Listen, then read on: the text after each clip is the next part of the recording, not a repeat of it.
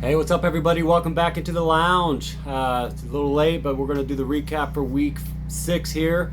This will be a pretty good video. Got some kind of special stuff in store for you. So first things first, not sure if everybody's aware, but obviously I had the great interview with the warden, Scott Ward, over the weekend. The owner of the warden and short bus driver and myself, we all got together for a different purpose, but went ahead and utilized some of that opportunity to go ahead and get an interview with him out of the way. I also got an interview with a short bus driver that will be attached to this video here in just a few minutes. Not quite as exciting and exhilarating and open as the warden's interview, but nonetheless, we're going to go ahead and share it with you guys. Just kind of gives you a little bit about each of these owners, and I can't wait to get with you guys who haven't done it yet. All right, so real quick, we're going to do just a rundown of the scores from last week. We had Johnson facing myself, the motorboaters. Team Johnson pulls out the win there, 113 to 101. Again, we'll dive into these a little bit deeper here in just a few minutes. Next game up on the docket was Don versus Short Bus Driver. Short Bus Driver handled that one no problem at all, 131 to 74 for Don. Beats by Ray, big winner, 123 over Caddies, 95. And then Big Fish stays winless there at 0-6 now. Comes up short against Watson's Bath and Spa, 115 to 99. And then Warden knocks down the undefeated TOB committee, which he did call last weekend. So great job, Scott. That total was 119 to 107. Maybe I'm partly responsible there, so I apologize, baby. And then the last game of the weekend was the highest scoring game of the weekend. Coffee Creamers, 143 to the Gordon Fisherman's 128. So another win there for Coffee Creamers. And we're going to dive into the division records here next. All right, so overall records by division here. We got the noob division. TOB stays on top of that division, 5-1. She's got a commanding 2.5 game lead over the Gordon Fisherman's 2-3-1. Caddy comes in third there, 1-4-1, followed by Big Fish in fourth place there at 0-6. Somewhere in the middle, we have Watson's Bath and Spot, 5-1. He just keeps on figuring out a way to get wins, even though he's not putting up huge numbers. Don, Beats by Ray, and Team Johnson are all kind of coming in there tied at 3-3. So really tight division races going on, fellas and lady. And then there in the vets division, we got two guys at 4-2. That's Short Bus Driver and Coffee Creamers, followed by myself at 3-3, and then the Warden at 2-4. So 2 games separating these divisions, and it's going to be a crazy finish here as we reach the halfway point coming up after week 7. All right, so a few things I want to touch on before we go diving deeper into the games is again right here I'm going to go ahead and attach the interview that I had with Short Bus Driver, so go ahead and sit back and enjoy this one. All right, we're out here going to start a interview with one of the owners in the league. This is going to be the owner of the Short Bus Drivers. Jason's right behind me here.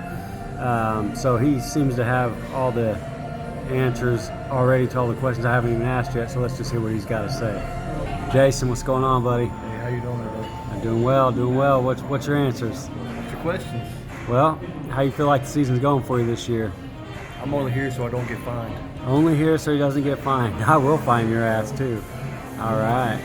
So you feel like you're doing pretty well this year? I'm only here so I don't get fined. You motherfucker. So did you take the Marshawn Lynch kind of attitude towards? Was it Marshawn Lynch who did this? I'm only here so I don't get fined. You motherfucker.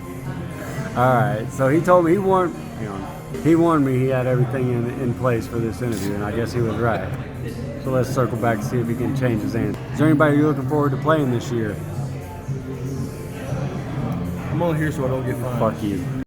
And we're back with Short Bus Driver. See if he's got anything to say now. He's got a couple cocktails in him. Let's see if he's got a different answer to his questions. Hey, Jason. How's things going? I've been informed I'm going to get fined if I don't answer. You are going to get fucking fined. Your entry fee is going to be doubled to $1,000. That's $100. I'm glad you can. That escalated quickly. All right. So, what's your takeaways from the year so far? It's been a fun year, but I'm just still trying not to get fined. You're not going to get fined. Are you guys having a good time with the season? You feel like everybody's having a good season? Yeah, it's been pretty competitive. Pretty competitive? Good mix of people. Yeah. Do you got any moves you're willing to make this year? You got anybody on the trade block? I've been blackballed by everybody because of you, so I can't make any That is trades. not because of me, dude. I blackballed you with one person.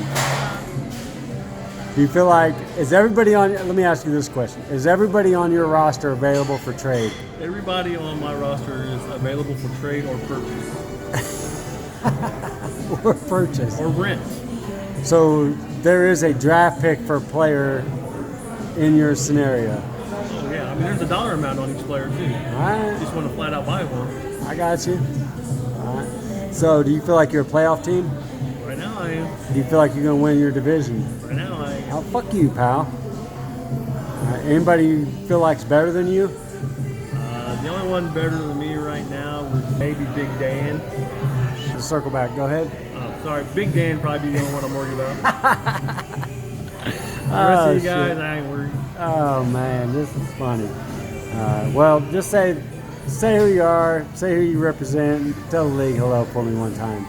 Hey guys, you know it's me. It's Short Bus Drivers. I'll be around to pick you guys up whenever the bus comes by. Just get on, get your seat, and enjoy the ride. Thanks, Jason. All right, well, that was your interview with Short Bus Driver. It's not much of one, but you know that's just kind of the way he is. He kind of marches to the beat of his own drum. That's Jason for you guys. Little thing that I want to go ahead and add in here as well. Jason and Scott have been lifelong friends. Not sure if you guys know that, but they're also lifelong Bears fans. So after we got together, these guys went ahead and took the opportunity to do a little musical interlude for you. So going to go ahead and patch that in here, and hope you enjoy it. This is great. So I thank you, Scott and Jason, for taking the time to do this one. Hello, darkness, my old friend. The Bears have lost the game again.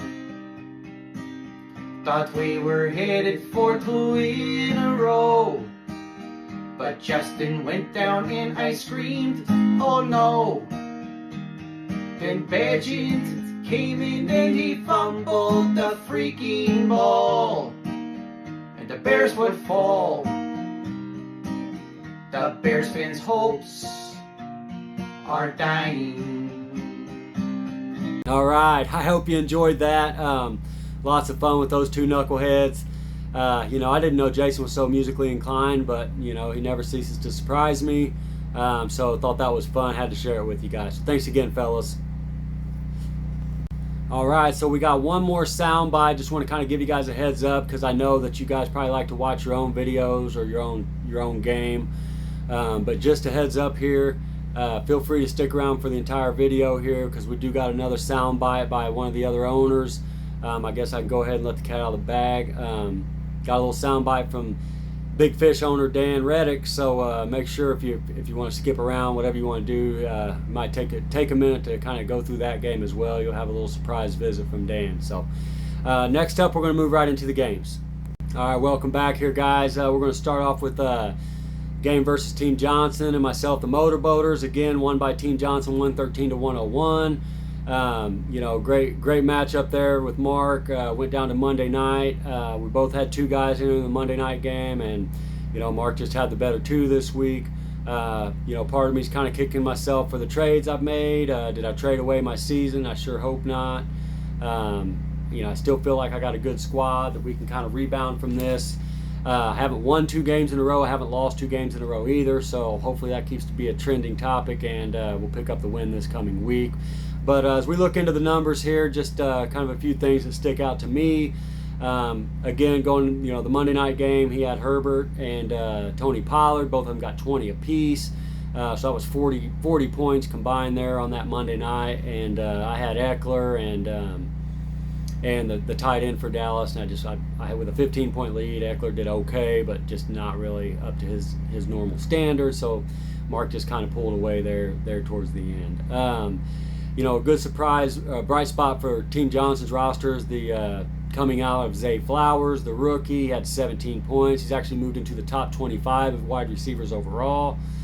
Only had 4 points from Devontae Adams, who's kind of had, I think, he's kind of up or down. He's hit and miss this year. Real kind of inconsistencies with the quarterback position there in Las Vegas. I tried to trade for him. I know my brother Jason has as well. I'm not sure if Mark's kind of kicking himself or not yet for not moving him on, just to kind of get some reinforcements in return. But it is what it is at this point. But the move that really won this game for Mark was he added the Houston Texans tight end Dalton Schultz. And that move alone, the tight end he had played the week before, Higbee from the Rams, only scored 3 points. And the move that Mark made leading up to this week was Schultz. Schultz got 16 points, so that directly accounts for the win there. If that's a 13-point difference, if Mark leaves his tight end as is that week, he actually ends up losing by 1. So a great ad drop there, Mark. I don't think I gave you a kudos to that in person, but that move right there won you the game. So no real help from the bench for Johnson there. Just kind of was what it was. Motorboaters, myself, ETN 25, Diggs the new acquisition 21. So it's rock solid there. Kirk Cousins is really killing me right now.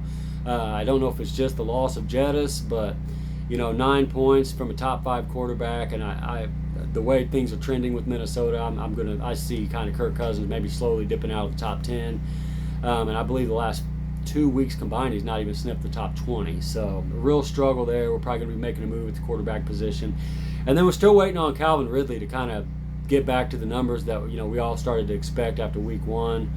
I only got 2 from my tight end, and I did leave 2 20s on the bench, but even if I would have swapped them in for the players in those positions, I still wouldn't have been able to really account for the difference there of a 12-point loss. So it is what it is. I just take the loss and hope I can right the ship next week against Big Dan. Next game coming up. All right, here we got the short bus drivers 131 against Don 74 for the next game. This is a game that really I have to focus on injuries. Short bus driver, he's finding ways to win. He's at the top of the division, but you talk about somebody who's been decimated by injuries. I think I counted up 5 injuries to the running back position currently. Not to mention he has Justin Jefferson, who's on IR. And then he lost Kyron Williams in that game, who's also out now. So Jason has just been absolutely crushed with injuries. On the other side, during this game, Don actually had Christian McCaffrey and Deebo Samuel, which I'm not sure if you guys checked into that San Francisco game, but actually lost both of those guys to injury. I'm not sure if they're going to be back this coming week or not, but they didn't. They went out early enough to where it definitely affected the score. I don't think Donnie was really going to have enough to kind of match Jason there, but it's just one of those tough things when we're dealing with injuries. He had Pickett and Jones with, I think, 13 each maybe on the bench. On buys. They were both on buys, so Donnie did have to kind of make some adjustments to his roster, but he chose not to start Kareem Hunt. We'll see if that trends this week or not, but Kareem Hunt had 17 on his bench, which, this is a huge loss, almost 60 points, so there's really not much he could have done. He had 6 single-digit or zeros in his lineup and did have a 0. I believe it was the only starting lineup this week that actually had a 0 in there, so tough to bounce back when you make shitty decisions like that, Don. As far as short bus driver goes, he only had 2 guys under 10. He made a great acquisition to that Ahmed to kind of fill in there in Miami, and I don't know if it would have produced much if it wasn't for the fact that that game kind of got out of hand. I think he kind of ended up putting up those numbers a little bit late, but whatever it was, he still got 13. But 37 points from his wide receivers combined. Again, Jason's always had a deep wide receiving group, and we all know that. 2 decent wide receivers on his bench as well. Laporta let him down a little bit with 7. But that Kyron Williams injury, he even put up 26, so he played most of the game, but just getting injured. So yeah, Jason. And then one name I forgot to mention is also week 1 or 2 lost J.K. Dobbins. So that's just seems to be cursed. He's like the Colts, man. We just can't catch a break. But good win for short bus, and we'll see what happens next week. All right, next game of the week here, we got Beats by Ray 123 over Caddy 95. Beats by Ray takes a big injury to David Montgomery, his running back, who's been a bright spot. Really just been kind of a joy to watch myself. I'm kind of a low-key Lions fan. but he does have the backup there, so that helps him out moving forward. Cooper Kupp has been absolutely unbelievable since he's been back, so that's got to be exciting for Tim. Nico Collins only got 12, but he's actually slipped into the top 10 as far as wide receivers go, so that's been a great ad job there. But hopefully he'll get big things out of Craig Reynolds coming forward, and we'll kind of see what happens moving forward. As far as Caddy goes, Caddy had 20 from Pittman, in kind of a crazy game for the Colts where they didn't do much offensively, still got 20. But that Fields injury probably pretty much just summed this game up before it could really get going for him. And then he was forced his hand to with A.J. Dillon and Najee Harris on buys. He kind of had to go to patchwork for the second running back position. That was Kenneth Gainwell, and only got him 2 points. So just dumb luck, just didn't work out for Caddy this week. And I guess it just kind of is what it is. But another bright spot for Caddy, Evan Ingram. I'm not sure what he got that week, but he kind of has slipped up into the top 6 as far as tight ends go. So, Caddy doesn't have a great record, but he's definitely a team who's going to have weeks where he puts up big numbers, and he's not going to be an easy win. So, congrats to Tim, moving to 3-3 and right in the mix of a tight division. So we'll see you guys what happens next week. All right, we're back here. We got Team Big Fish against Watson's Bath and Spa for our next game. 115 for Watson's, 99 for Big Fish. So Big Dano drops to 0-6. Diving into these numbers, Dano, he's got Jalen Hurts, always going to put up numbers, and he did put up a 20 again, as well as Derrick Henry, 20. But he had no one else over 11. Dan finds. He's got guys that score. He doesn't have anybody that really jumps off the page at you. When I look over his bench, I thought it was an interesting move that he didn't play Amari Cooper, but then I looked at his wide receivers, and these are options I may have went with as well, especially with Deshaun Watson out, but it's starting to look like Amari Cooper might be able to be putting up numbers whoever's behind center there. So, but, he actually had some good bench balance as far as points go. I don't think there was a move he could have made that would have flipped the script on this game. But as you look at some of those guys on his team, it's got to be a little bit promising for Dan, who's my next opponent. I really feel like he might get this first win, and it might be against me, unfortunately. As far as Watsons go, Adam Thielen, 29 points, might be the pickup of the year in my opinion. Obviously, Kyron Williams is one, but when Drew made the trade for Thielen, I really thought he kind of overspent for him. And I can't say that I'm not happy to see Adam Thielen kind of get back to what we remember him in Minnesota as. But on a shitty offense, he's putting up massive numbers on a weekly basis. I think he's number 4 ranked receiver right now. With the struggles that Drew's having with D-Hop, DeAndre Hopkins, he finding no consistency there. I think he's going to kind of bring up some of these other guys that have been stashed away on his bench. He had Jacoby Myers with 17 and Kendrick Bourne with 18 this past weekend. So I look for Drew to move one of those into the starting lineup and kind of rock and roll that way. But I think Drew's season, in my opinion, might be saved with this kind of reemergence of Ramondre Stevenson, a guy I thought was flat out terrible.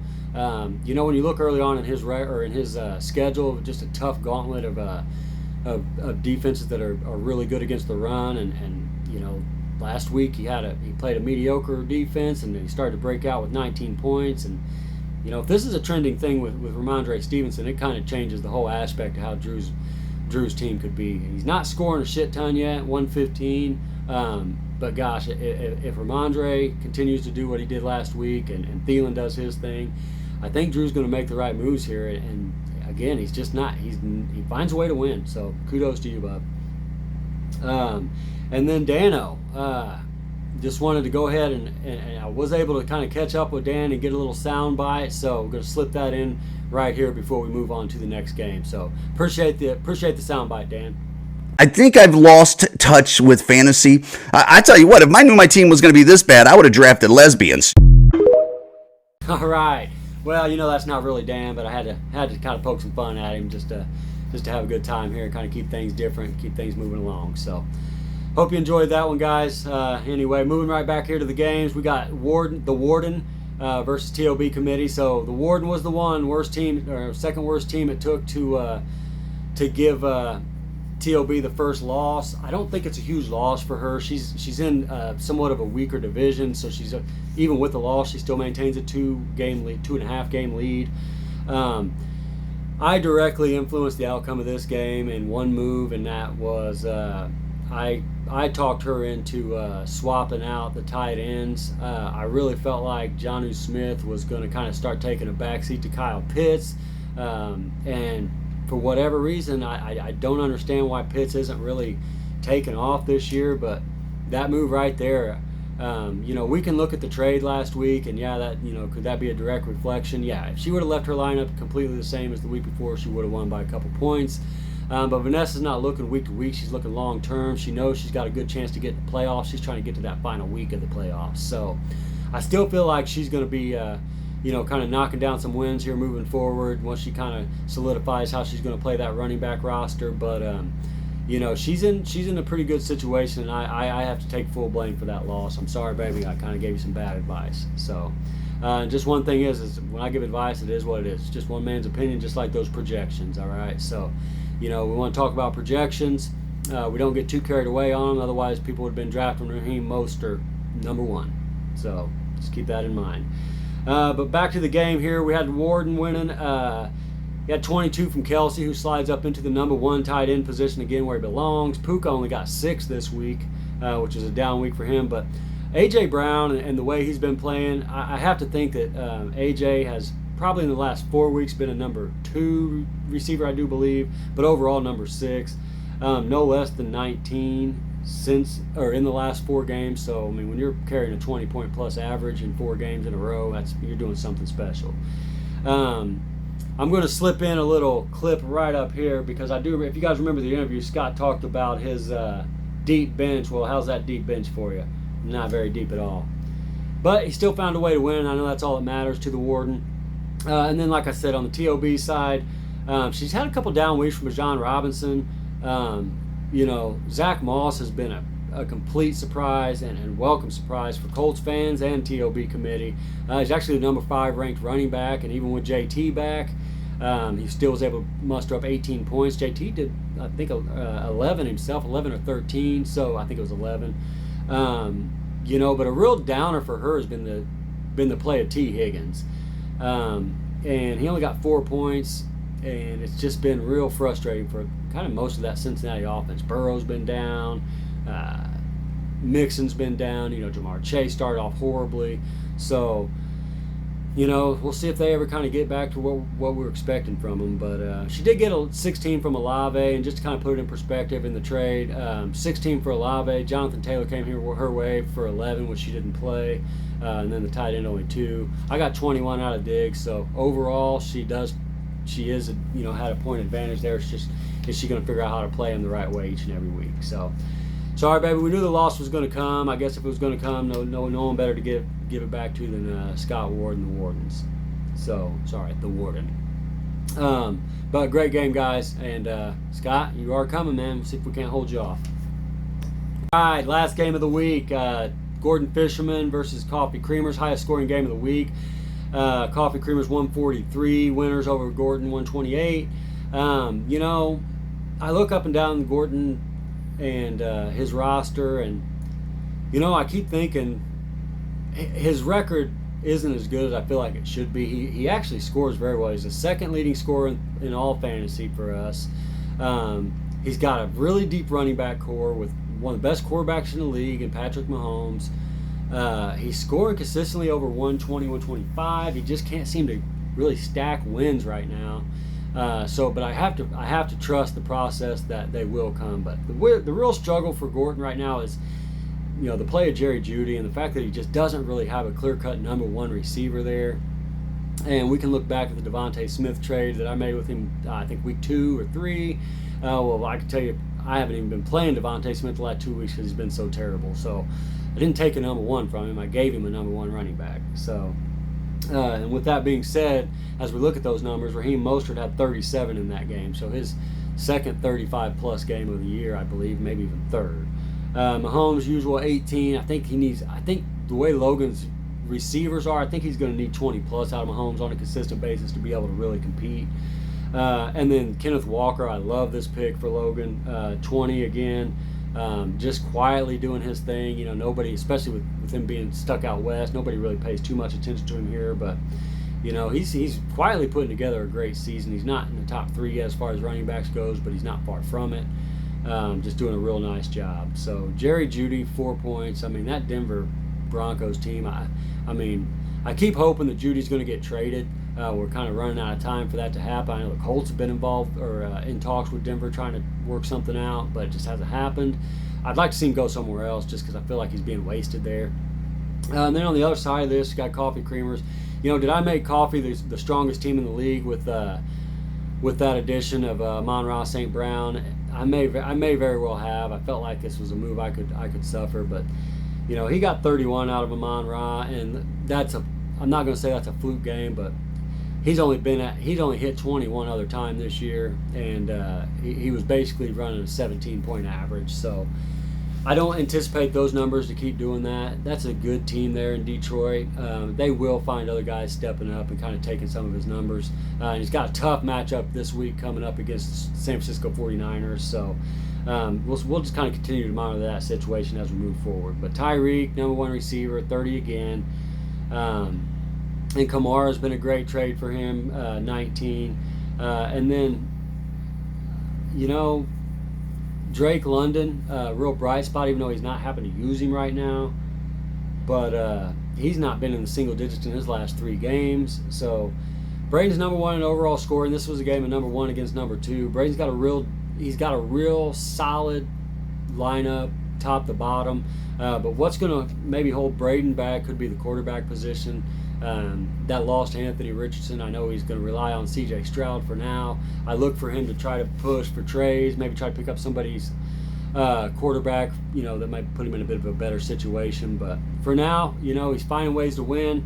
He moves back into the tie for, I guess, second, but a tie for the lead in our division at 4-2. Just a gritty win there, man. I thought Logan might be able to snag that one from him, but kind of grabbed the reins and took it back. So great job, Braden, and let's see if Logan can't bounce back. So that's it, guys. That's the end of Week 6's recap. So Week 7's coming up. Just a quick reminder, that's going to be the halfway point of the season. I'm going to look to probably do a special little preview video this week to kind of kick things off as we move into Sunday morning, get everybody ready for the games, and then from there, you know, I'll probably dive a little bit deeper into some of the numbers and how things are going to shake out, and just kind of what we're looking like at the halfway point from there on. So appreciate it, you guys. I love making these. Hope you guys enjoy watching them as much as I like making them, and I hope you enjoyed this one. And special thanks to the guys who had a little extra input this week with some of those sound bites and clips, and I appreciate those Bears fans for that great video. Thanks, Jason and Scott. See you guys next week. Mish out.